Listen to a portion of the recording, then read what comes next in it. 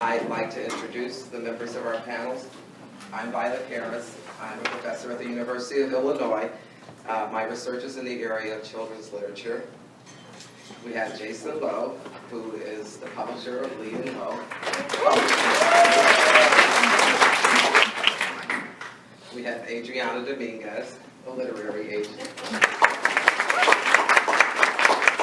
We have Jean Yang, comic author, illustrator.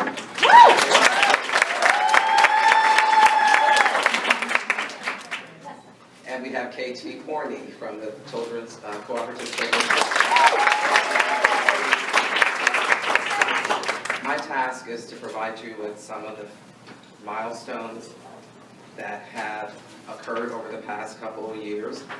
And what I'd like to start with first is that this is a repetition of conferences, meetings, call to arms, fights, etc., that have been going on, I would dare say, looking back historically, probably since the 1700s with the anti-slavery literature that was created, for example, in the 1800s, and you can go to the Philadelphia Free Library to see one copy, the anti-slavery alphabet, for example.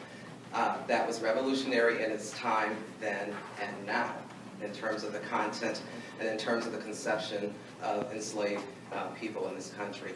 So what we're doing today is not new. A lot of it will continue. The struggle continues, and we're doing that today. But we're doing it, albeit in a different form, because we have different elements of technology at hand that allow for instantaneous communication. So with this generational exploration of diversity, some of the milestones are the importance of social media, as evidenced by the We Need Diverse Books campaign. In prior generations, it was the article by Nancy Larrick that galvanized people. But even going back historically, for example, we can look back on the work of W.B. Du Bois or Carter G. Woodson or Vivian Hirsch or Augusta Baker or Pura Belpre or any number of people who did not have that media platform, medium available to them. We can also look at a milestone for this year with the We Need Diverse Books Award, named for Walter Dean Myers, who, yes, whose article last year in the New York Times sparked renewed interest in this topic. And I want us again to be historically mindful to think that Walter Dean Myers wrote something comparable more than a generation ago. And so we need to keep that in mind, that this is ongoing, and that we, as Walter Dean Myers said in another article, take 2 steps forward and 1 step back.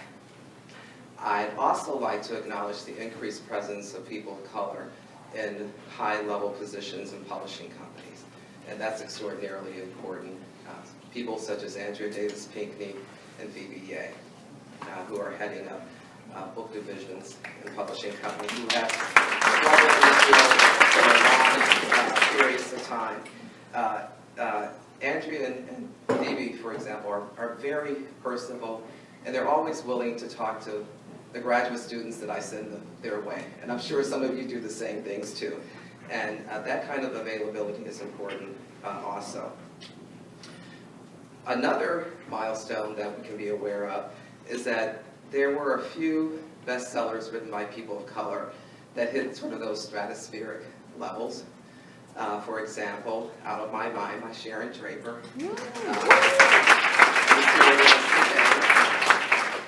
The Dork Diaries, and also Wonder. And there were a few others too. Some graphic novels. Can't think of the titles of them offhand right now. But also, I know Jean Yang, but then there's quite often, but there's a woman novelist too who does sci-fi graphic novels, and I can't think of her name. And I'm sorry. I'm sorry. So those were very important, but in our discussion groups, but perhaps we can talk about something else associated with those stratospheric bestsellers of Dork Diaries, the element of deracination that is apparent in those novels. And by that I mean the fact that there are no identifiably people of color in the Dork Diaries, for example. If you've read them, you'll know that. Then I also want to talk about, as a milestone, the impact of the data that the CCBC produces, and also that Leanne Lowe has entered into with this blog, which has been very, very important for us. And to show you the importance of the blog that Jason does, the big flap that occurred with the National Book Awards, and Jacqueline Woodson and Jason very quickly put out what happened. So for those of us who were wondering what happened, we could go to his blog and find out exactly what happened. So those are some of the milestones that lead into our discussion of what is occurring. But I also want to comment on something that you said in your speech about the NAEP data, which also should be a part of our conversations as well. It's not enough just to have the literature available for the children to read. We need people on the NAEP Reading Development Committee. Having served on that committee for several years, I know how difficult it is, one, to get literature written by people of color included on reading tests, and then two, I know how difficult it is to have scores take into consideration linguistic diversity that is apparent in the ways in which children write and speak. That you should not deduct points from a child because there are dialectical or second language features appearing in their answers.